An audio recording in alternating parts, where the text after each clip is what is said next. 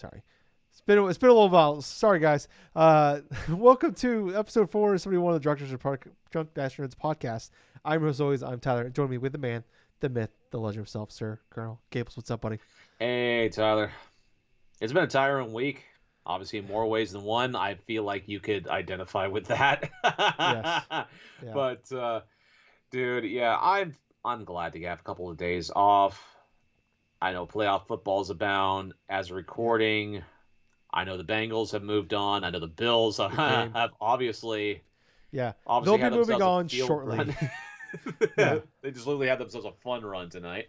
Yeah. And yeah, I'm definitely excited about watching the matchup against the Niners and the Cowboys because it hasn't been that type of playoff matchup in quite a long time. I know for playoff records between both of those teams, like historically, it's been Dallas has won five, San Francisco's won two, but the most important thing about the two is San Francisco's one is that jump started their dynasty Mhm. from the 1980s with the catch. But other than that, man, it's like I'm fairly excited to talk about games. It's been a while, but Yeah. yeah, I've also been playing some games too. So, Coolio. Same G's. and now I hand the floor off to you. Hi. Yeah. Hi. It's been a couple weeks, for us. It's been, we had last week off, obviously doing because we did all the game of the year stuff. So we got all that canned, and it was nice having a free weekend. Unfortunately, though, if I sound like shit, I apologize. I have COVID right now, Whew. so not fun. Don't recommend it. Don't get it. Get vaxxed. I am vaxxed, but get vaxxed, get boosted. Um, do whatever you can, because even though I am vaccinated, I feel like garbage. And it's been I got it. It showed symptoms Tuesday. Um, had a terrible fever. Uh, up until Thursday, and now I'm mostly just congested, and I at least have my voice back mostly. So, but I really just haven't talked much at all, hoping to just get it back enough to do these podcasts tonight. I say podcast because Gables and I are going to do a second one Oh yeah. right after this because I'm a fucking idiot. And I'm like, let's do two podcasts when you have COVID. Tyler. That's a good idea. But you know what? It's just nice to talk to somebody, Gables. It's Mhm. nice to see somebody that's not me or my dog because I love my dog very much. I can't fucking stand the little fucker right now. He's been driving me nuts all week. He's Oh very boy, confused. I don't blame him. I love him very much. But oh boy, he's just been driving me goddamn nuts. Um, oh oh yes, I but understand that feeling. yeah, yeah, doing but nice was my sister went and ended up we had a snowstorm Friday, so she goes to school part time, and then she had the day off from work, just so happened to work out, and then school got canceled because of the impending Oh snowstorm. wow, So she was able to go to the store for me before the storm hit. So thank God, because dude. uh, Dude, I can understand that because I know along the West Coast right now, it's like there's been a volcano, like a tsunami warning. oh that's fucking wild. Dude, it's I was, freaking wild. Like off the Tonga, like an island did off you of see the Tonga. fucking shots from space? No, Oh my God, Gables! I dude. will send you these videos. All I've heard is like a volcano erupted near like the Tonga Islands or something like that, and that the Hawaii and the West Coast had like tsunami warnings. Dude, it is fucking wild. I recommend Okay. looking up. I was watching some of the videos from like they were like International Space Station, the explosion from space. It is wild. And then like people were like recording from like over 600 miles away, Wow. and it like you can hear the boom and it like the ground, not like an earthquake, but it shook the ground from over 600 miles away. That's how explosive this fucking that it was. And that's an underwater That's volcano. yeah, it was fucking wild. Uh, I would recommend anybody look that up. But yeah, what was I saying? Oh, you were saying Oh, about like, my sister. Yeah, my sister went and got groceries for me because uh, I didn't obviously don't plan when I do my grocery shopping to be home during the day. So I usually just buy like like food for the weekend and then dinners. Uh, right. so being home Tuesday through Friday, normally I do my shopping Friday night. Uh, didn't go well. Gables did not go Oh well. no. I ended up. Luckily, I had my mom's always said, buy. It's always good to buy bread even when you don't need it, because you never know. Sometimes you just need some toast, And thank God I did, because for months I would never buy bread, because I would barely use it or just throw it away without using it. And I started doing that, and I'm really glad I did because that's all I fucking had to eat for like 3 goddamn days. So I had peanut butter toast and grilled cheese sandwiches for 3 goddamn days. It was not fun. I am so sick of bread. You have a Uh, Foley diet. yes, yeah. Um, I had like a little bit of jelly left, so for like a day there, I was able like 2 days I was able to have like some jelly toast with it. But yeah, that was Oh, yeah. boy. Yeah. I ran out of like yeah, it was not great. I don't Oh man, that's no bueno. know. It was so like I felt like garbage. But to be fair, it's not like I had the energy to be able to stand up to cook anything anyways. Yeah, no shit. It took everything I had just to get out of bed to go to the bathroom on some of these days, let alone actually make anything. So when you're standing there drenched in sweat just trying to make toast, it's not fun. Nah. So anyways, yeah, like I said, get vaccinated, get boosted, people, because it's not fun. Uh, Anyways, I get to go back to work on Monday. Hooray! Fucking goddamn it. Uh, yeah, but I don't know. I still show symptoms, so if still feel like this on Monday, I will not be going back to work on Monday. But I'm almost out of sick days, so hopefully it's over soon. Um, Anyways, we are back. This is a video game podcast where we talk about video games. Um, we got an extra special fun episode that will be coming out later on this week. That something I've been wanting to do for the last couple of years now, and I totally forgot to do it last year. And I brought up to Gables, and we talked about, went over the rules. We made it, and everything like that. So it's gonna be a little fun little show we're gonna do. Should we just tell them, or should we make them wait? You know what? Let's tell him. We'll get a Okay. little bit of suspense for him. Yeah. Okay. So Gable, so you go ahead and tell them. Okay. So we are doing a fantasy league for video games this year. They're with it's called Fantasy Critic dot Games is what it is.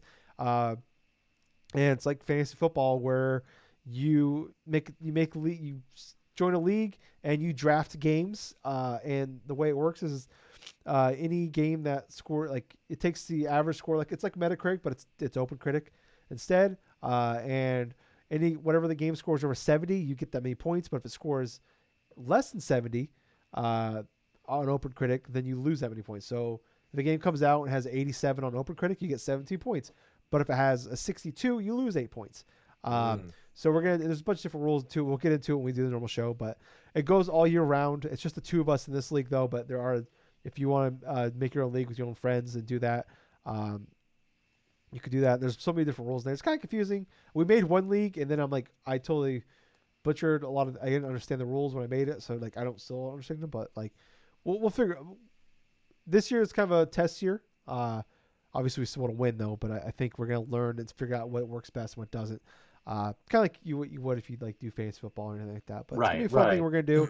We're gonna do a fun draft episode next coming up where we're gonna each draft 20 games for our individual teams.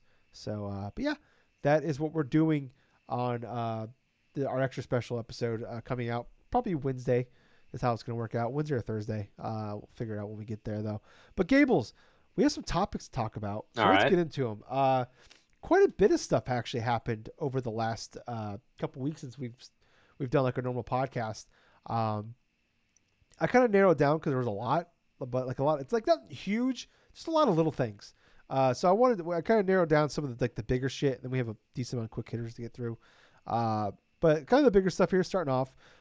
So kind of a cool thing here. So you maybe I don't know. Ubisoft Plus is coming to Xbox. But I do want to clarify. There's been a lot of like misconception about this, where people are thinking it's coming to Game Pass. That is not the case. Ubisoft Plus is coming to Xbox. It's been on PC. It's on Luna, and I think it's Google Stadia. It's on as well because of course, Mm-hmm. if a new platform is out, Ubisoft's got to be on it. No Uh, shit. Either like the one backer I think Ouya had. So, anyways, they this came out. I think they created this like 2020, 2021 somewhere in there. It's been on, like I said, it's been on those platforms for a while. I kind of looked at it a little bit because I know of it, but I didn't really know the details on it. So it's actually kind of a lot better than I thought it was. So it's $15 a month on PC, but it's like $18 a month. So it could be you could do on you can it has Luna, Stadia, and PC. Okay. I don't know how they have no given no there's no details on a date or the pricing it's going to be on Xbox, but for this case, I'm going to presume just $15 on Xbox. But it includes all of their titles and day one releases. So if Oh, you okay. are a big fan of those games, like it's kind of like it's basically like imagine Xbox's if Xbox how theirs are everything's just day one, but it's just Ubisoft games. So if you're a big fan of a game, want to come, obviously Mario plus Rabbids will not be on the service on Xbox, but you know what I mean. If it's on Xbox, that game's coming to Xbox, it'll be on there. Uh, Also, they did announce at the same time though that Rainbow Six Extinction, which is coming out January 20th. So what is that? Next Thursday or whatever. That will actually be coming to Game Pass on day one. Right. So that's cool. That is coming to Game Pass. We have that. I didn't realize this though. For people who don't know, that's that one for it's like Rainbow Six Siege but zombies. Right. Right. Uh, but I didn't realize that this game was actually only like $40 on last gen and $50 on new gen. So it's not even a full price $60-$70 game. Damn. So yeah, coming. I don't know when. I imagine it's coming soon. I'm gonna double I check think it's like and a make late sure they didn't leak. January Yeah, I or don't because the article I read did not have a date. But let me. Uh, yeah, no, it does not. Will be available. No, Xbox. Just double checking here. Nope, no date as far as I can tell. But Gables, what's your thoughts on all this? well, you know what? In regards to the Ubisoft things, I think it's kind of a failed opportunity just to join the Game Pass thing in general because that's like one of the only like major third party things that are not like EA or like any of the other like acquired like studios and stuff from Microsoft and stuff. So having Ubisoft games to go through and download on a Game Pass sort of thing instead of having a separate thing on the same Xbox, it's like I think that's kind of a missed opportunity for that, but I can fully understand why Ubisoft chose that route because they want to get the most possible before initially delving into say like a Game Pass alternative. But it's good for the major fans of that publisher in general, especially if they're the ones that really like, say, the Far Cry series, or really like their Assassin's Creed games, or they really like looking forward to what is potentially going to be coming out. But if you're someone that really doesn't spend a lot of time playing Ubisoft games in general that are not like, say, Nintendo focused or something like that, you're really not going to give too much of a shit about this. Yeah. No, I mean I get that. I get why though they're not doing it right away on Game Pass because it see if the service works and takes off. My EA Play wasn't always. I guess it came before Game Pass, but even after Game Pass came out, EA Play was not part of Game Pass. Right. I think the main difference though is like game when EA Play was like $30 a year or $5 a month, and those are older EA games that are coming to that service, whereas you know Ubisoft is putting day one games on this service, so I get like not wanting to put those on there right away. Right. That makes complete sense because that came to Game Pass. That would totally fuck up, their games like Far Cry and Assassin's Creed. Those games sell tens of millions of copies, Absolutely.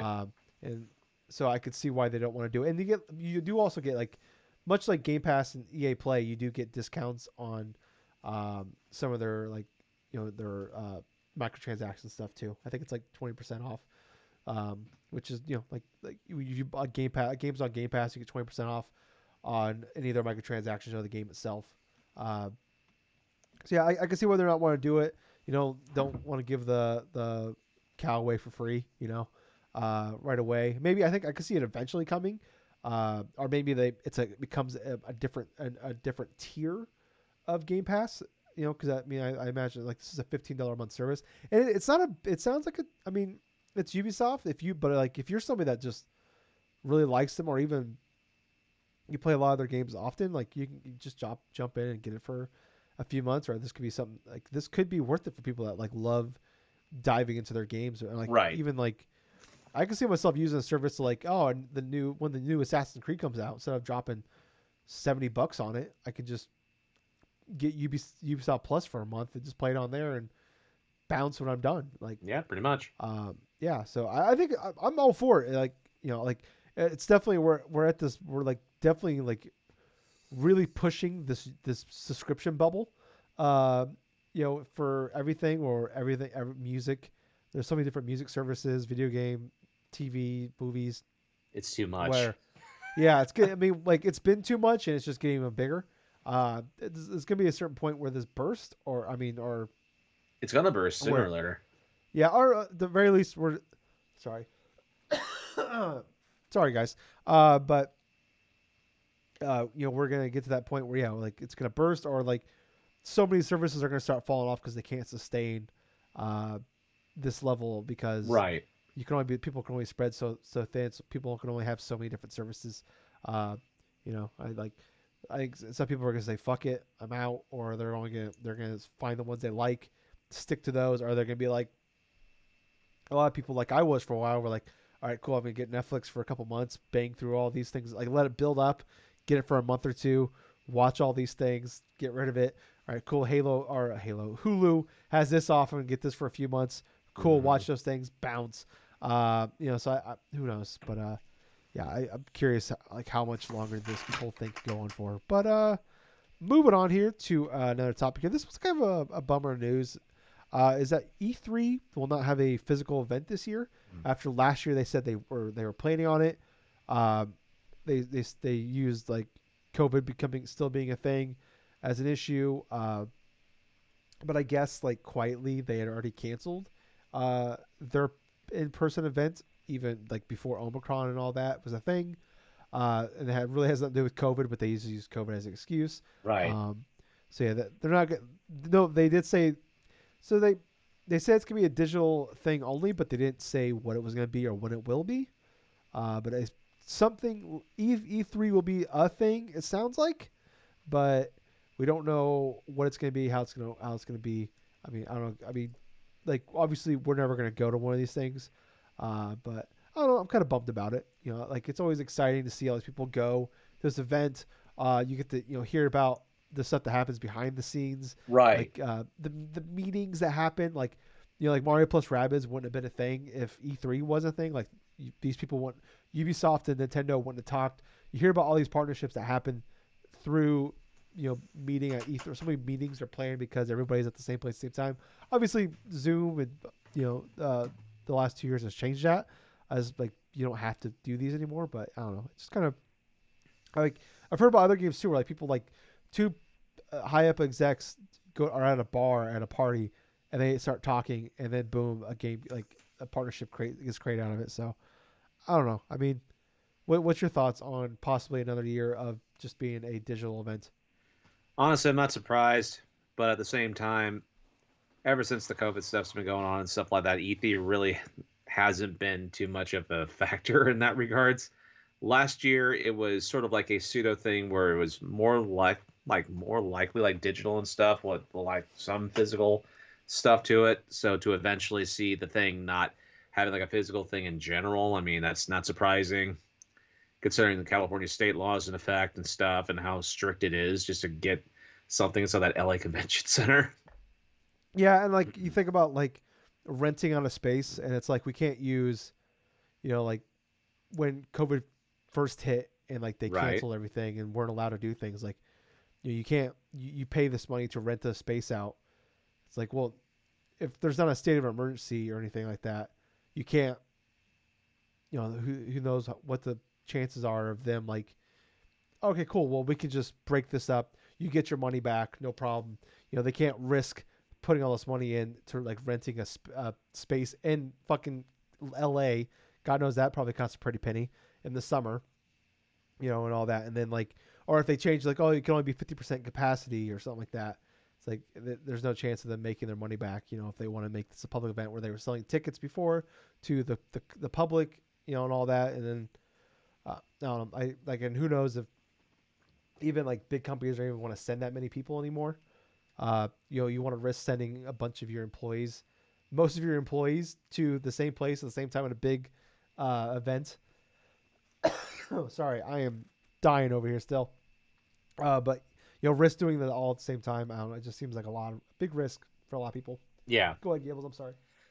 All right. Well, anyway, in that regards, it's like other big name companies have been following the pattern for the past couple of years that doing their own digital only type of events. I mean, Nintendo was one of the first ones to really to follow and follow their own beat of their own drum and stuff. Whereas Sony dipped out, then you have like other major publishers follow suit and stuff to where you don't really need an E3 to announce the games that you have in specific, like a lineup for the fall or even like during the summer or whenever. Hell, all it has to be is like for a lot of the publishers and developers, hey, if they want to do their own separate things inside that E3 week, which that's exactly what happened during 2020, and then 2021 it was his own thing with all the developers and everything else following suit. That yeah, you don't really need an E3 in order to spark that E3 type of spirit among developers. Yeah, I mean, yeah, we don't need a physical E3 to have the events. People can do whatever they want. Like Xbox and EA already have technically left E3 years ago, Yep, and but they're just doing their events like across the street or yep, down the street. Nintendo's a digital only thing forever, anyways, and that's kind of been the future. Is like we have like state of plays and we have the PlayStation 5 events and stuff like that. Like Xbox does their own. Like we don't need to have those. Like definitely miss having the crowds at these events, but yeah, I mean like that part was always like exciting to hear the crowd go crazy when something gets announced or yep. things like that. But yeah, I just hope that if we do it, they do it better. And then plus on top of that, you got Jeff Keighley doing Summer Game Fest, so now they're competing over these same things. Like Yep. about getting, like Summer Game Fest got Elden Ring the 2 days before E3. They Wow. got fucking the biggest, you know, reveal of E3 was something that didn't happen at E3. Um, so I mean, you got those two competing for with each other now. On top of that, so they can't really like take a year off again, and also they can't really have the E3 they had this year where like it was just like if anybody just has anything to show at all, you can come. Capcom, you don't have anything to show, that's fine, come. Randy Pitchford wants to just harass Kevin Hart and the crew of the Borderlands movie for 30 fucking minutes.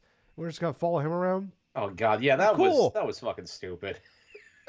Yeah, there were so many bad ones that we were watching. It was terrible.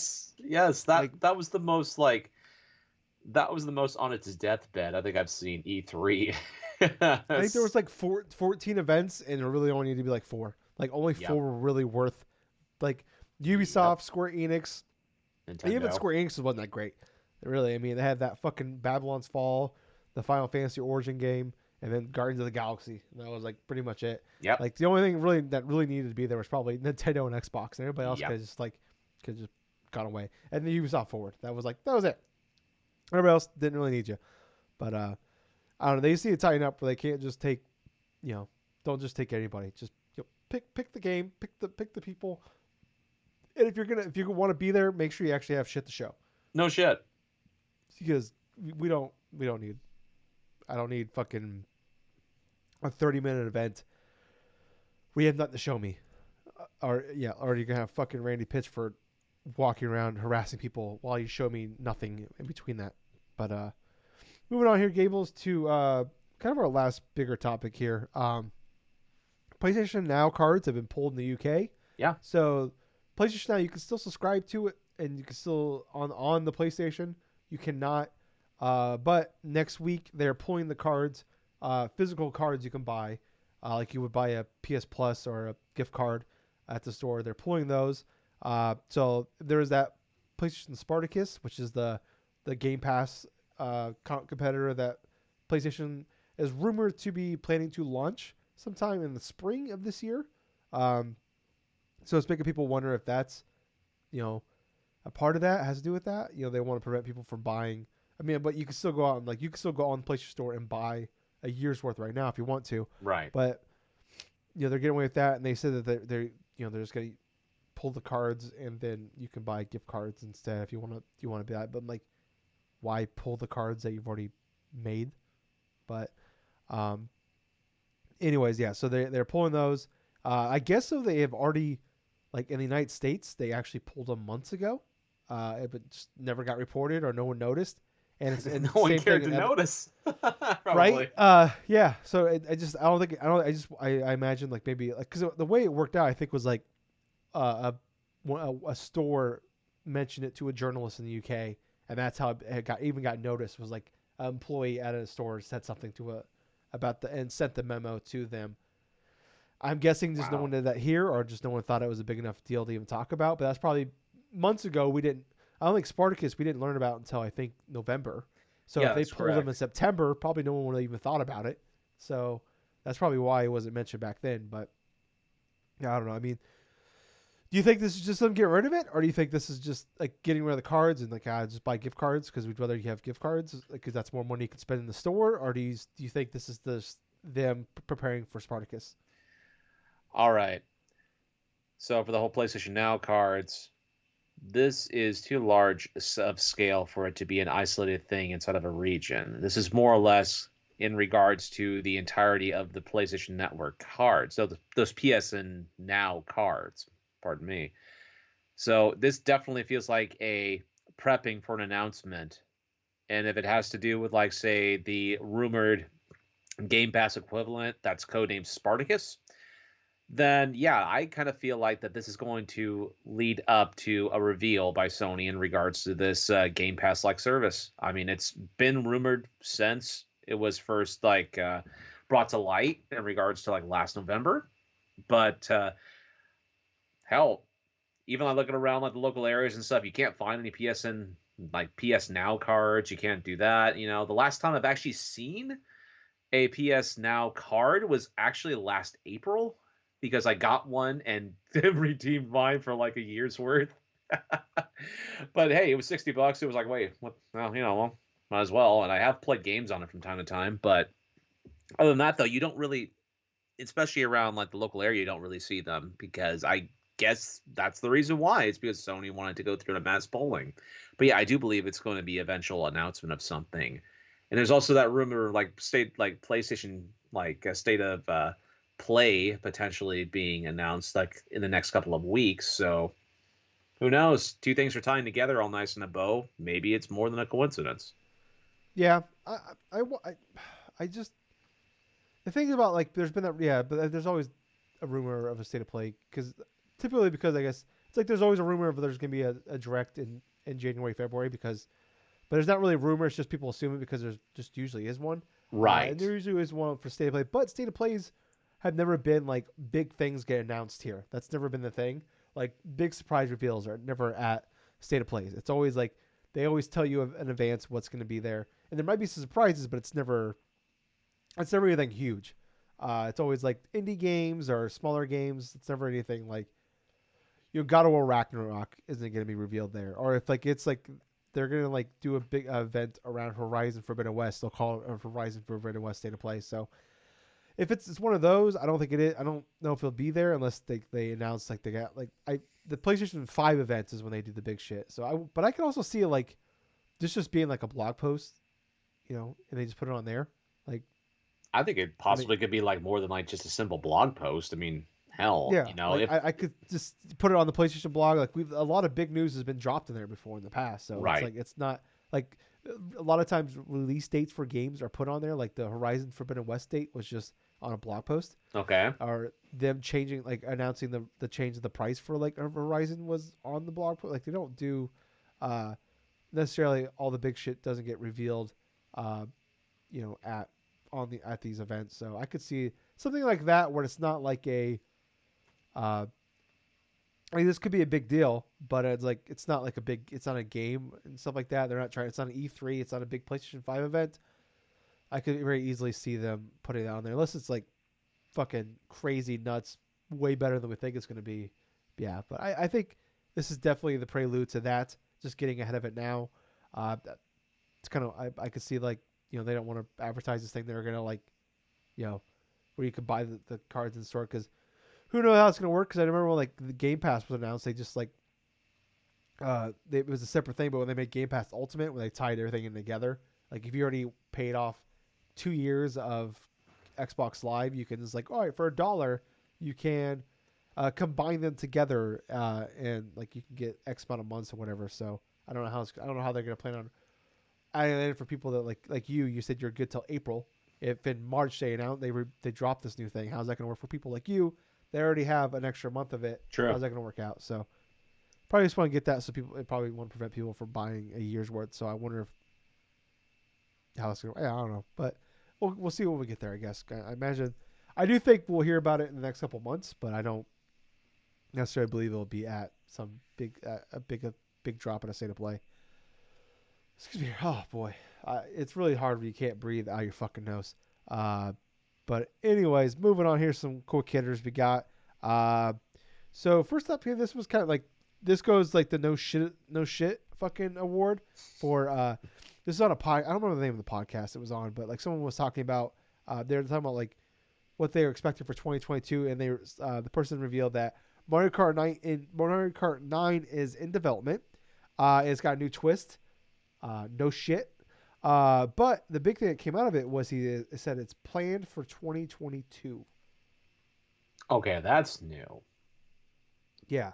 Um, I I don't know. Like I said, the fact it's in development, the fact that it has twists, like no fucking shit. That's every Mario Kart. There's probably always a Mario Kart in development of some sort, and it's been 9 years since we got one, a new one, an actual new one. Almost Technically, 9 years. yes. Wait, 2014. So 8 years in May it'll be since we've had a new one. Because I'm not counting the port. Especially if But Nintendo is rumored not to release a new system in regards to its next successor or something like that. Maybe not until late yeah, 2024. yeah. I really I think early 2024 is the earliest we see a Switch 2 or whatever it's gonna be called. Yeah. But yeah, I don't know. I mean, do you foresee a new Mario Kart coming out this year? Do I foresee one coming out this year? Well, considering Nintendo doesn't usually announce, normally doesn't usually like announce their games unless it's at least a few months out. Honestly, I could see that happening for this year. Yeah, that's the only way I can see it working is if they. I feel like if they announce this, it's gotta be ready to go, Yep. and it's coming soon because when the new one gets announced, it's not gonna stop the sales of 8, but it's gonna if people know it's coming, people are gonna when they buy a Switch, they're gonna be less likely to buy the Mario Kart 8. Mm-hmm. So you want to like say you announce it at let's just say E3, like that thing has got to be ready to go in September. Or if you like, you got to announce it and it's got to be coming out before the holidays. You know, it's got to be coming Yep. out or no, it's got to be out in November. Like you can't announce that like at E3 it's coming next spring. I'm like, okay, well, you just killed the sales of one of your best selling games during the holidays. So that's not gonna work. So like the business side of it, where like you look at like they gotta know for a fact that thing is ready to go and it's good. Like it's kind of already been done, and it's just like we're just waiting to drop it whenever we want. Because I think that it's got like I said, it's gonna be quick. It's gonna be fast. They can't announce it 9 months out, 8 months out, 2 years out. When it's ready, it's ready. It's out. That's what they gotta do. They gotta do the Fallout 4. Um, I don't think it's gonna happen. Maybe it could happen. Uh, but then like say I guess they could just do what they did with Mario Kart 8 and just like release it on the Switch because people will just buy the shit out of it again. I don't think it's going to sell as well as 8, but I think it could definitely sell. It could be definitely a 15, 20 million seller in a year. But um, yeah, and then they could just when the Switch 2 or whatever the next console is, they could just do a Mario Kart 9 Deluxe, I guess, and just boom, sell that instead of like because I was thinking it'd be better to like it make more sense to have that be the launch game, but Right. I think actually it would they could very easily just sell it to us twice. So actually, it would probably make business wise, probably make more sense to do it now when you have 100+ million switches out there. People, 40 million of those people already bought it once. You could probably get 20 million to buy it, to buy the new one, and then get most of us to buy it again when it comes out the new console, Yeah, and then get really. our like I think like Mario Kart 8 sold 5+ million copies on a console that had 12.5 million units out there. So yeah, I guess that makes sense. I could see I could see it happening this year. I'd be really excited because I can't wait to just have more new tracks to play. As much as I love 8, I just want new tracks. I want a new Mario Kart because it's been like I said 8 years almost since the last one came out. Next up, sticking with Nintendo news here, and kind of proving the point. Like, not news doesn't always drop that Nintendo Director State of Plays here. Just randomly dropped a new trailer for Kirby and the Forgotten Land. They announced there's going to be some co-op. I think it's just 2-player co-op, and it's coming out March 25th. Gables. Hmm. I mean, how excited are you for this Kirby game? To be really honest with you, my excitement level for it is actually in a moderate level to where it's not like incredibly low and stuff. I am excited because it's something different in regards to a Kirby game before then, where it's mostly focused upon either a 2D aspect, either a specific gimmick to try to make it a little bit more fresh in regards to the game in and of itself. But I'm interested in seeing how like Kirby works inside of a 3D platformer sort of styling of it. Yeah, yeah, I'm with you. Like when they first revealed it at that direct, I was definitely really excited for it. Like other than the fact it looks like it takes place in Horizon Forbidden World, Right. uh, but Forbidden West. I'm mixing up the games now. But I'm excited for it. I think it looks really cool. I think it could be really cool. I just hope because like the 2D platformers are just like Super Mario, the like 2D Mario games, but easy, like on the Right. easiest of easy modes, and they're just kind of boring. Like I played like what was it what was it something Allies the one that Star came out Allies. Star Allies, yeah. Like I played like the first world of that. I'm like this is just very boring. I played the one on Wii U as well, not the Yarn one. Okay, not the Uh, Yarn one, but it was. Oh, are you sure it was the Wii U one? I'm thinking of Yoshi. I'm thinking of Oh yeah, you're Yoshi. I'm thinking of sorry. Yarn Yoshi. Yeah, that game was actually pretty awesome. I played another one though, and I was like, this is boring as fuck. Uh, I mean, not that like it's cute, and they use some Crafted unique World or things. something? Crafted World was the other Yoshi one. I did not like that one either. The one that the Yoshi game that came to Switch was very boring. And this is the same team that makes the Kirby games. Very cute art styles, but I just find it's just too it was too easy. It's just kind of like I'm just going through the motions here. Uh, I hope it's just not a 3D version of Baby Mario, essentially, where it's just like not the Baby Mario games, but just like we're just making this super simple, overly simplified. I hope there's like this is fun, unique, but also a little bit of a challenge for us as well. Because I'm definitely like I've got it pre-ordered at GameStop and ready to pick up when it comes out. But it's Right. definitely gonna be one of those ones where the reviews come out is gonna decide whether or not I pick it up or I'll just switch that money over to another game. But I really want this game to be good because I really want a game to play on my fucking Switch. One, but also I think this game looks like it could be a lot of fun. Uh, yeah, so I have not played many games on my Switch cables. I put less than 16 hours into my Switch last year, and I Wow. put like the year before I put like 25, uh, and 20 of that was me hate playing Age of Calamity, uh, just hoping that game would get good, and it just never Oh did. man, Fuck that game. too bad you're not into any type of big major RPGs. God, yeah. If I love JRPGs, well, I wouldn't have time to. It would take me all year to beat one. Uh, but also, yeah, I would have 17 years worth of fucking games to play if I like JRPGs because that's all they fucking put on that goddamn thing anymore. First party wise is fucking JRPGs. It is the natural evolution of the Vita for a reason. True, true. Uh, moving on here though to our last kind of news topic. So Twisted Metal, which is uh, never really officially been confirmed to be in development, but it's pretty heavily rumored, and they even PlayStation did even say that they have like not given up on the franchise.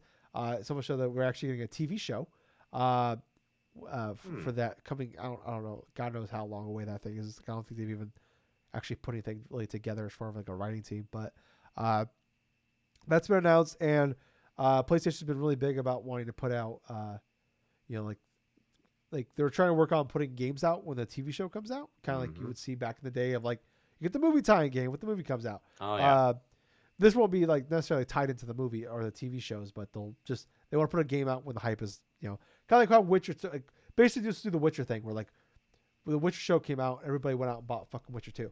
Uh, but anyways, so Twisted Metal was kind of rumored heavily to be in development. I believe into 2020, early 2021. Well, it was early 2021. It was rumored to be in development by Lucid, who made the Destruction All Star game. People Yeah. don't remember that was that game that like was supposed to be a day one launch game on PS5. Yeah. Everybody looked at it and they were trying to sell it for $70. I'm like, that game does not look that great. And then they ended up giving it to everybody. They delayed it like 4 months and put it on PS Plus. Uh, oh boy, Gables is walking away. He's put me in charge. I don't know how this is gonna go because I have to cough really bad. I'm really sorry if you're watching this on video. I keep ducking off screen. I'm blowing my nose a lot because COVID sucks. Get vaccinated. But anyways, Lucid is the team that was making Destruction All Stars. That game ended up getting delayed like 4 months, like I said. They put it on PS Plus. I played it. It's fine. It's a 7. It's a 7/7. Uh, or maybe 6.5. I don't know. But it's like it's technically nothing wrong with the game. It is fun enough. But it's a online destruction character game. It's not, it's like it just doesn't wow you in any way. It doesn't have that factor in it. Wow, I'm just gonna pain in my foot. That was weird. I do not have COVID toe. I don't think.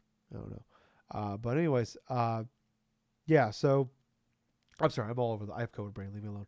But anyways, yeah. So Lucid was supposed to be making that. They had the, like I said, getting to the point here. Destruction All Star was a game they made. Came out. It was fine. Came out to fine reviews, but just no one cared. I think it's like $20 on the PS Plus, on PlayStation Store. But anyway, so Firesprite is a studio that they bought, I believe, at the end of 2020. PlayStation did. They're mostly a VR developer. They helped make a bunch of VR games.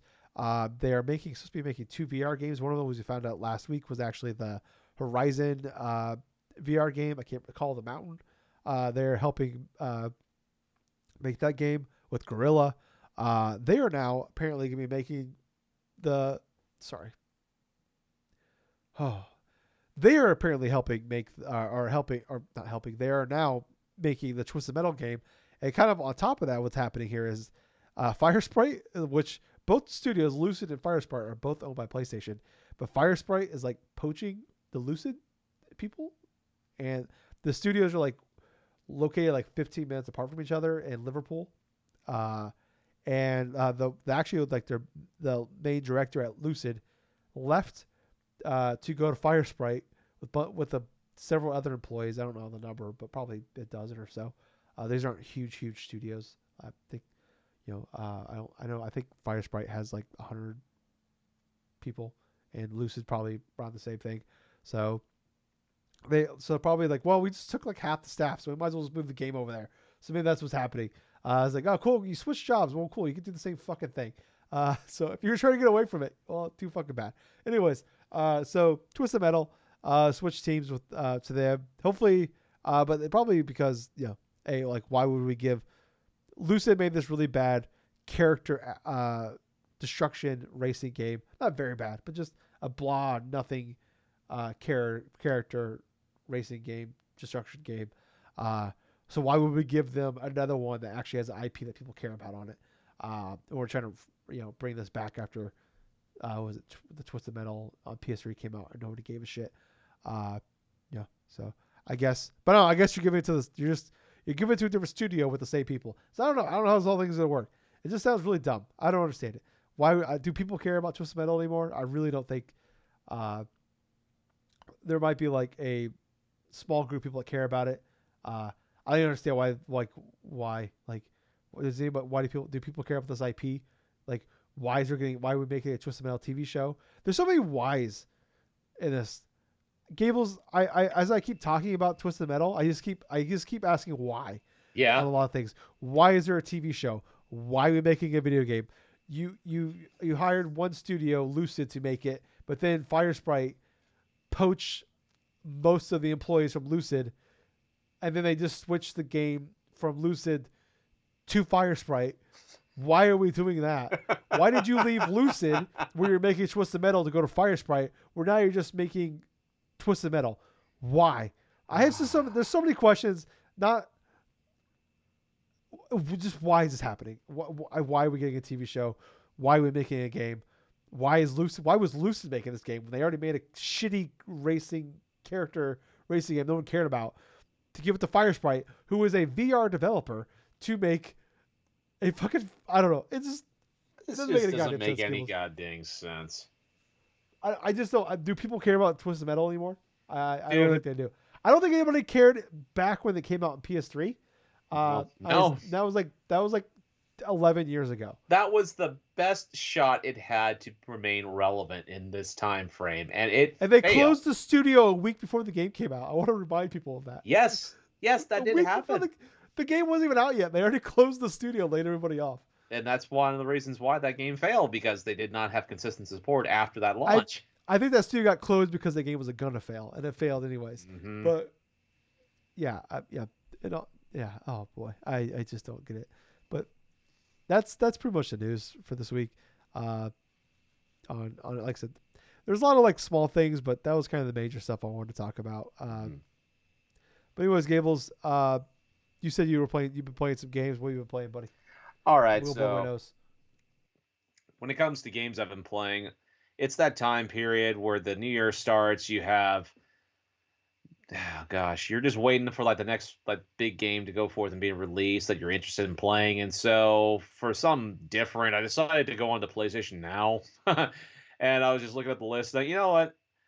Well, let's see if there's any game that's interesting that I want to go forth and download. So what's kind of hilarious is like, okay, there's a racing game. I feel like I want to play a little bit of a racing game on my PS5. So what did I do? I downloaded Team Sonic Racing. Of all things. Yep. But the thing about this game, the thing about this game is, for a racing game, for a team racing game, it isn't bad. I mean, the story mode is kind of atrocious, and my somewhat, I mean, totally atrocious, especially if you're not within that age demographic to where I try to appeal to young kids. But even though I'd argue that it would insult the intelligence of a young kid, but barring that, let's just toss the whole story element and stuff besides things and stuff. I think it's pretty fun in terms of like a comparable racing game. I feel like that the course designs and everything else are highly creative. It's not terrible. I mean, it's better than some of the racing games I'd played, like some of the racing games I had played, like some bits last year, like say Art of Rally and that type of stuff. I mean, indie game, yeah. But when it came to the content of that game, it felt kind of boring in specific spots to where I deleted it off the Xbox that I had. But for Sonic Team Racing, I decided I wanted to go through and test out the whole story mode aspect, and I like the creativity of the tracks. I felt like how it was structured during that whole single player portion of it, that it got really repetitive towards the end portion because you kept racing the same tracks over and over, bar in different variations and different types of ways. But other than like say racing tracks, there are other types of stuff you could do. Like there are like collecting a certain amount of rings and stuff through like drifting and stuff, and you have to remain like in a drift or something like that to collect rings and get like a high score and stuff. But anyway, I was just telling the listeners, Tyler, it's like Team Sonic Racing, story mode, like the actual story itself, atrocious. Gameplay Yeah, itself, gameplay itself's pretty fun, good, and like good. the course variety. I mean, the courses themselves are highly creative. I did like a bunch of them. I felt like towards the end of the story mode thing, which I spent a total of 8 hours playing Team Sonic Racing. I went through the entirety of the story mode. It was highly predictable, but the repetition towards the end of that felt like it was getting longer, and I started getting tired of some of the tracks towards like the last hour or two because I was more focusing upon collecting enough of the particular emblem stuff. No, it was actually certain bits of like the trophy stuff, because in certain courses you could collect up from like 1 to like 3 in some races, barring like the regular races. Also like defeating a bunch of like Eggman's freaking robots that you're trying to destroy and stuff with weapons that you're shooting, plus drifting mini games, plus like a couple of other types of mini game stuff, which in and of itself, for a completionist and stuff, I feel like they would have a fun time trying to get a lot of that stuff. But I'll tell you what, this is the type of game that really would have benefited. Just like if you're gonna go for a completionist route, you probably could just set the game like on the easiest thing and just do whatever with it. Looking at the trophy list of the game itself, it's like they want you to complete the story mode races and stuff on like hard and also on like the very hard. And I think to myself, this game is not that interesting in regards to keep you fully invested inside of the main campaign. Now, granted, it was enough for me because I wanted to play a racing game. It did have some fun varieties. I did like the aspect that I was able to earn the customization stuff for my vehicles to unlock in its little virtual little slot machine. I would say actually it's more like a gumball machine, mind you. It's like one of the things where you just spend like about 10 like credits or something like that, and just it just starts It's like cranking the lever and stuff, and you get a like a gotcha random. mechanic there. It's almost like a gotcha mechanic without the microtransactions or the dirty feeling afterwards.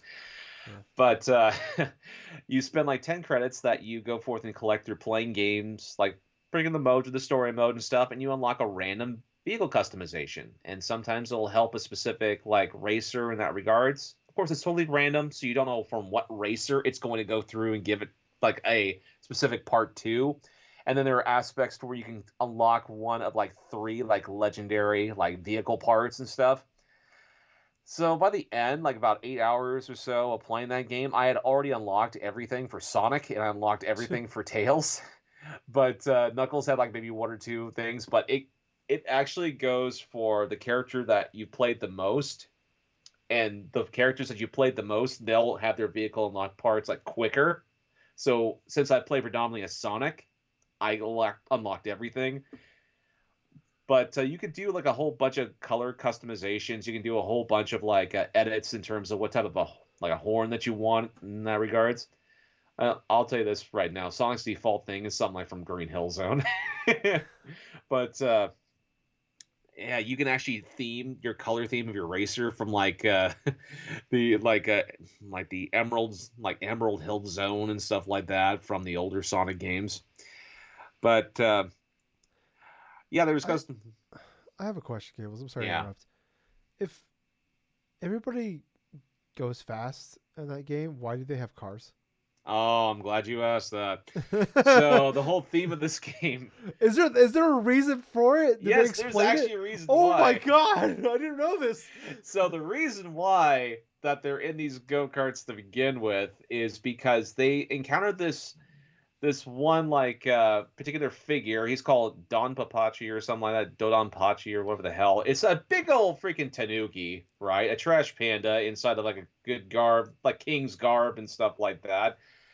But yeah, I'm gonna eventually spoil some bit of the story stuff because, well, you know, if you're listening to me, if you really want to play this game, I mean, you're gonna be playing this game regardless of whether or not. But uh, he is like a president of like a motor company, right? And he wants to test a specific type of engine. So the only way he can get the energy into this freaking engine is by racing, like having racers like race against each other and this and that. And the only reason why they're doing it to begin with is because one, Sonic and Shadow want to fucking race each other, you know, and like it's as terrible as you would think for a story. It sounds But like the best Sonic story since that time he got stuck in the past and he's eating chili dogs in the Renaissance era, Jesus Christ, what was? Oh the God. Black Knight. Oh, that's the Black Knight. No. Well, actually, I kind of would argue there's some portions that were, yeah, more terrible than the Black Knight. But, Oh boy. but, like I was saying earlier, story mode, it's like story aspects aside, the gameplay is pretty fun. I mean, it's honestly a solid 7 in my honest opinion because the gameplay is there. It's cheap. You can pick it up for like maybe $30 or something like that on the Switch or like through PS4 PS and Xbox One, or even play it through PlayStation Now. Get your fill of Why it. you can. Yeah, of course. But thankfully, that's not the only game I played throughout the past Thank couple of weeks. God. No, no, no, no, no, no, no. I'm not gonna freaking go there.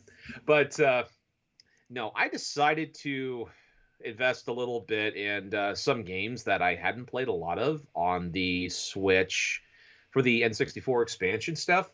Because, for one, I've heard like good and bad things about the whole expansion stuff. I'm like, you know what? I've already paid for it anyway. Let's go ahead and see if testing out some stuff. So I'm gonna get my little spiral here because I actually beat a couple of them, some of which I hadn't actually played through in years. Is one of them Winback? I tried Winback. I tried a half an hour of Winback before I thought to myself, this is an inferior version of Metal Gear. This plays like shit. And the most important thing about it, it's like, I kept getting confused with the freaking Z button and the R button because it's honestly not mappable to where I feel comfortable with holding down like the Z trigger, the ZL and stuff like that while trying to position the dude like Jean-Luc, I think his name is. The character Jean-Luc, like behind like specific walls and stuff, and then you have to, in order to like mount against the wall and stuff. This is pre-cover mechanics in like third-person shooters, right? So the thing about Winback, it's like a core of like spies going through and like taking on missions and this and that. And so the gameplay aspect of it is like a third-person shooter. You hold down the R button to aim, like to lock onto an enemy, right? And you press the A button to shoot, or like some of that sort. So it feels like I am playing a Metal Gear Solid game in terms of some aspects of it, some familiarity, some stealth elements, but it Watch your feels. poor mouth. Well, here's the thing. Like I said, seems like, but it is definitely the inferior version of a Metal Gear Solid. Oh, it's Splinter Cell. Got it. Cool. The thing about it, this is a game made by Koei Tecmo and stuff. Oh, yeah. This And makes a lot more sense now. the thing about it, this is a game released in 1999, so this is after Metal Gear Solid, after all of that stuff.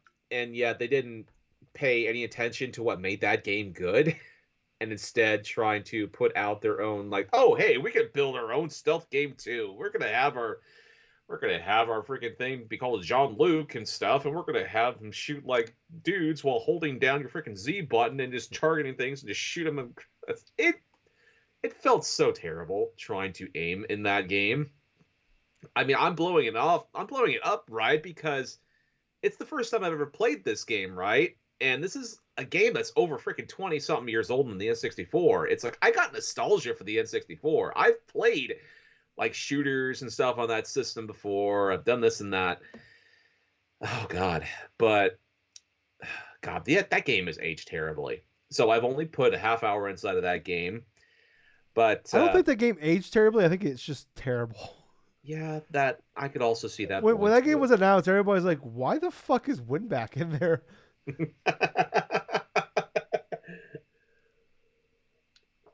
It's definitely one of those third-party deals that Nintendo made, but that was. I think they published it. That's probably why. Yeah. I think that's part of the reason too. But other than that, I tried out Mario Kart 64 because I love Mario Kart 64, and because I was on a racing game kind of binge during this early month of January so far.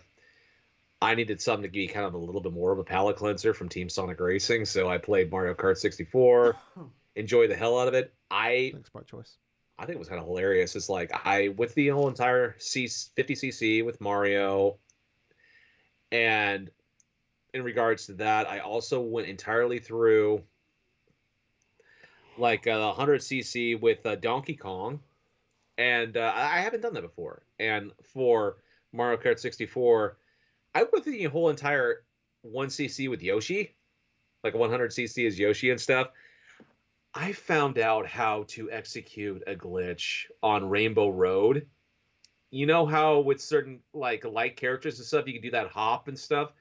I found out how to fucking do that hop with the beginning portion before you go down. You kind of drift like up in the air and stuff like that and just drift downwards before you initially slam to the ground. I timed turning to the left to where I could cut like almost a quarter of that track and land on there and beat it on 150cc doing that. Dude, I thought it was fucking hilarious. Because, on 150cc, man, it's like you go through the various other like cups, and they're hard. Obviously, you have dudes that just want to be fucking trolls. You have rubber banding AI that goes through into that effect. But yeah, I'm happy. Went through the 100cc. Thought about doing the mirror mode stuff, but I'm like, that's extra. But I played. I don't know why. I don't know why I had the inkling to play this, but I wanted to revisit Yoshi's Story because it had been like over 20 something years since I played that game. And then I understood why I hadn't played that game in 20 some odd years. Is because this is a game that literally has 6 levels and it's supposed to be highly replayable, right? Well, Well, it has to be. There's only 6 levels. well, that's just the thing, man. It's like I kind of initially was confused at first, like, oh, I went to the beginning portion of page, like supposed page one. I thought it was like an entire stage. I thought it was like multiple different things you had to select on this panel and stuff and go through each level. No, no, not at all. This is like you do one thing and all of a sudden that little celebration music goes and you go to the next page. I'm like, wait, that can't be right. That's a bare minimum sort of shit. And same thing happened. Page two, through all the way to the last portion of the game, I faced off against one boss, which was this cotton creature, right? This cotton candy creature that you literally had to defeat the thing by just licking it to death. And then it's like there was another boss, but I never encountered the boss. This is like a piranha boss or something like in page 4, page 5, or whatever the hell. And then I faced off against Bowser's Jr., like inside of the last one. And no, Baby Bowser he's called in this game. I keep forgetting. But the thing about it, it would have been a lot better if, for one, it didn't last. If it actually lasted longer than a couple of hours at most. And I got every single feeling I felt back when I first played that game, because I had a high off of playing Yoshi's Island on the Super Nintendo. I rented that game, I played that game and stuff back then in the mid to late 90s. Yoshi Story comes out for the 64. I played that game. I liked some aspects of it, but I was disappointed because of how incredibly short it was and like not very much inspired from the previous game before it. But yeah, I ended up beating that game, went through that entire thing and stuff. But a game I never played. There was one game on there I have never played before on there, and actually gone through and enjoy that. That was Dr. Mario 64. Let me tell you something, Tyler. Playing through the story mode of Dr. Mario 64, even on easy mode, it's the biggest pain in the ass I've ever played for a puzzle game for quite a long while. Because you think, okay, easy mode, it'll take your time and stuff like that. You can get the viruses, all this other stuff going. No, that's not the case. After about the 6th or 7th battle, the difficulty spikes, especially with the last fucking level of the game. For some odd reason, it's also a game like a kind of a forgettable story, right? And the last player you play off against, the final boss is supposed to be this clown character called Rudy. And I'm like, what the fuck is this? It's like, okay, Rudy. It's like a fucking clown, this and that, in some sort of fucking castle and stuff. Now, bear in mind, this is a story where you're trying to fetch your mega vitamins and stuff like that because they were stolen by first Wario, and then like a whole bunch of like other like this bad scientist shit, and like all this other stuff happens along the way through chapters until eventually it gets to this one dude called Rudy. I lost to that fucker about 10 to 15 times until I kid you not, I spent like about a good solid day or two, like between getting off of work and doing this and doing that, playing against this boss on easy mode, because for one, he was going so fucking fast for me to particularly complete certain portions to eliminate viruses, that until finally I figured out the pattern to where I could clear out the mega vitamins, like the viruses, out in a specific way to where I could finally beat him to clear that fucking game. It was the first time in a while where I played a game I don't feel like I ever want to touch it again, because it brings back old memories of playing games in the 64, and then absolutely just hating them because they were either so stupid or they were either like incredibly like one-sided and sort of stuff. It was one of those type of moments and stuff. When I finished it, I put each of my middle fingers up and I'm like, yes, yes, forget you. Oh god. And all of a sudden while I'm doing it, I just get the mental image of the meme like Haunter used mean look. And Oh, it's just Haunter with his eyes growing big, flipping off Entei, and Entei's like like damn. what? Just runs away. Oh yeah, but yeah, it's been sort of a slow sort of like gaming week for me because it's been mostly filler until the next big line release, which hopefully is going to be Pokemon Legends Arceus. I mean, hell, I played Team Sonic Racing, I played Mario Kart 64, and delved into Dr. Mario 64, Yoshi Story, and Winback. Even though those games were mostly filler, and maybe a couple of them I rather enjoyed, it maybe, I understand why people are frustrated with the N64 expansion pack stuff because I've already played through the main line, like most of the main games. The only ones I hadn't really delved into yet, Sin and Punishment, which I know that game is supposed to be hard, but it's supposed to be a pretty good one by Treasure. Then you have Ocarina of Time and Paper Mario, two games I've already played through. Obviously, both fairly long games, but that's it for me, man. What about All right. you? Kind of in the same boat of just trying to fill the time on, playing. Want to play some games, scratch that itch, but struggling to, find anything that sticks. Uh, being off the last few days, I have watched a lot of TV shows and movies. I've caught up on my movies and TV shows for the most part. But anyways, um, I put a few hours into Final Fantasy VII Remake, replaying that. Uh, my second favorite game from 2020. Uh huh. They had the PS5 update come out. I beat Intermission last year, but Oh, I want. okay. I'm like, oh man, I really want to fucking play that game again. And I started playing it, and it's really good. I mean, the game's fucking fantastic. Obviously, I still love it, but I'm like, man, this is a huge investment, and it's like, I don't know if I want to do that right now because I'm not really like trying to find something that's gonna like you know suck up all my time for the next couple months. I'm just trying to kill some something I can just. I don't want like a huge commitment right now. It's kind of what I was looking at. Yeah. Uh, Started playing Control on the PS5 version. I beat that as well. Oh, there you go. That was on my top 10. And well, I didn't beat it this time, but I beat it in 2019 when it first came out, and I remember really liking the game, but it just ran like garbage. This is like they had the PS5 was free with PS Plus last year, but you could like your trophies and your saves don't carry over on that one. So I'm like, oh, I'll beat that game. Maybe it'll be good. It's gonna be upgraded to PS5. It's actually gonna run like it's supposed to.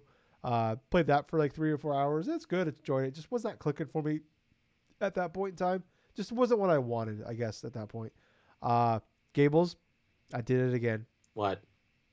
I spent $10 Uh huh. and I upgraded to the PS5 version of Death Stranding.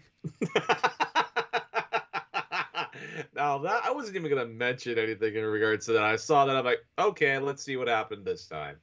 And so, I put like 6 hours into it, and I fucking hate this goddamn game, Gables. It's so bad. I why hate do it you so torture much. yourself with this I game? don't know. I keep doing it. This is why I got COVID. I deserve this. I deserve myself for putting myself through this. Fuck this goddamn game. I love you, Kojima. I love the cutscenes. My eyeballs are glued to the screen whenever there's a cutscene. I just hate playing this fucking trash game. This is a trash game. Um, I can't do it. Like there's no fucking fast travel. There was one point I beat like 3 chapters I think, and I got to like this one point. I'm like I might be able to do this. 'Cause I was looking, I'm like, I probably got like 8 hours left. I might be able to just suck it up, get through. There's one point where you get to this guy, and you have to go to 3 different areas, and like this, like basically like this triangle of like, Right. you're here, you gotta go here, There's one over here, and there's one over here. But you got to do like in a certain order. But then every time you got to go back to him after you do that one, and then walk back. It's in the goddamn fucking mountains. So you're walking in knee-high snow up a Uh-oh. hill. So and then all your shit has stamina. So uh, it's just it took like it takes like 15, 20 minutes to get there. And then you got to walk back to him. And then you got to walk to the next. It broke me again. Fuck that game. It's a bad game. It's a piece of shit. Fuck that fucking game. Fuck you, Kojima. I love you, but fuck you. Make a better game next time. Make a game actually next time. Oh my Make God. a fucking game. Make a fucking game next time, you asshole. I love you. Don't do this to me anymore. Fuck. I'm playing on very easy, and it's just bad. I hate it. I beat Horizon Zero Dawn again. Hey, there you that go. was the other thing. Yeah, I did New Game Plus, and so I have to start off like a level 52 character. I've beaten this game. I did a shit ton of side stuff. I beat the expansion pack when it first Okay. came out in 2017. My original playthrough was over 50 hours, Yeah. and I still didn't hit the level cap, Gables. Hmm. I beat the game again. I did probably a few hours of side stuff. I still did not hit the level cap. The level cap is 60. I started at 52, and I got to 58 barely. I'm like, what the fuck do I got to do here? Grind. Yeah. So, yeah. But I'm like, god damn, I could probably do it in like 3 hours. I can get to the level cap fairly easy just by grinding. But I'm just like, I'm not doing that. Pretty to get much this like bad. killing animals, killing like the robots around, probably. Well, you can do it like you get a decent chunk of XP for doing that stuff. I don't want to do it. I was hoping I'd just do it naturally by playing Hmm. through the game for a second fucking time. Uh, like my in the end, like I have like 65 hours in this one save, between two playthroughs and an expansion pack. I still haven't beat it. So I might. Do I just want to beat the expansion pack again? No, I'm not gonna do that. But it's I mean, the game is phenomenal. I just want to replay it for Forbidden West. Uh, for that comes out next month. Give me Yes, like understandable. a refresher on the story and the mechanics. So it was fun. Boy, taking down, like get into the big fights with like when you like stumble upon like the big fucking robots are awesome. Uh, I forgot how good some of the story moments are. The story beats. Like it's not a phenomenal story, but when some of those moments hit, ooh boy, they're good. They're good. Oh yes. Music, Oh top yes, notch. especially if you're going like forest like past when you're claiming that first like plane walker, you're like going through, you're like exploring everything like inside of this like post-apocalyptic like little town, looks like a San Francisco like California town or whatsoever, and like You're in like Utah, I think, in this game. yeah, okay. So Utah. Okay. So like I was stating, it's like you're exploring the city and all of a sudden you get up to like that part and stuff where you have to get that mission where you have to hack into that plane walker, and then all of a sudden you have to Yeah, go through up to there, and then you do the terrain like right around. It's like it's walking around in the circle, right? And you're supposed to climb yeah. the building and do all that stuff, and you get on its back. The tall neck. Yeah, the tall neck. That's what I want. Yeah, That's what I was saying. I don't know yeah. why I Oh called it yeah. the plane First time you walker. do that, that's awesome. That's just so cool. Yeah. Yeah. So yeah, just every time like it never got bored. Like when like Oh no. fighting like the bigger creatures, there's just always fun. When you, like I stumble upon one, I'm like, oh yeah, okay. I was like I'm just trying to mainline it, and I like look over and I'm like I see like three of like the 30-foot long alligator looking ones. I'm like, oh yeah, I'm gonna go fuck those guys up real fast. So I'm like go over and fight them, Oh and even man. like being like high level, and I'm like it's still a challenge. It's still fun. Like fighting like the storm birds are. Ooh boy, those motherfuckers are tough.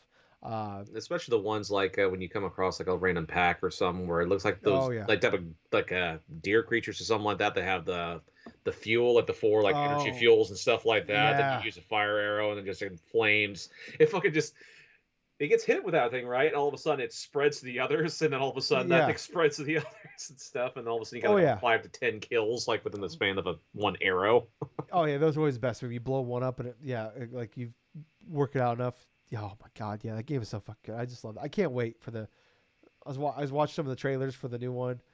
They were showing like one of the new trailers, like it shows off Mm. some of the new enemies in this game. I'm like, oh boy, this is gonna be awesome. So yeah, I beat that again. Uh, yep, still my favorite game of 2017, for sure. Uh, yeah, that game was phenomenal. I forgot how good that story is, and yeah, I always loved the world and the idea of the world of like this post-apocalyptic where it's not zombies or Yeah. anything like that. It's just like I guess I don't want to spoil what happened, but like how we got to this point, like why there are these fucking robots that are like animals, what caused all this, and when like you learn all that, and then like, oh boy, it's just awesome. It's and then the characters and like learn about what happened during those days, read some of the stories and like the letters and some of like the voice recordings you pick up and stuff too are really cool. Yeah, that game is phenomenal. I cannot wait for Forbidden West. So that's pretty much all I've been playing. You know, like I said, just jump around between a lot of shit, and then Horizon was the one thing that stuck. So yeah, but that's pretty much it. We're gonna get out of here because we got another episode to record right after Yep. this. But thank you guys for listening. It's good to be back. Wish I was just 100% being back, but hopefully next week I'll be better. But hopefully next week we will be better. Well, I'll be better. So I can be better on the show. And I'm not fucking coughing up a lung and blowing while I'm doing this. Uh, wear a mask. Get boosted, people. Uh, but while you're doing that, please subscribe to us. We are on everything: YouTube, iTunes, Spotify, Facebook, Twitter, Twitch, all those places. Please like, follow, subscribe, 5 stars, all that. Share is a big one. You do all that stuff, makes it more likely other people can find us. I really appreciate it if you did all those things for us. But until next time, I was your host. I was Tyler. And I have been Colonel Gables. So until next time, everyone, definitely check out the Linktree stuff with all of our information, regards and that stuff. Definitely have yourself a fun time in regards to playing games that you enjoy without having to feel like a chore. Fuck NFTs. And most importantly of all that, thank you for listening to another fun-filled episode of the Drunk-Nerds podcast. Oh, and hey, Gables. Yeah. I saw they were doing a Castlevania NFTs for the 35th anniversary, so I right-clicked and saved this image for you. Bye, guys. I see what you did there. See ya. Oh my god. Fucking NFTs. Dude, yeah, man.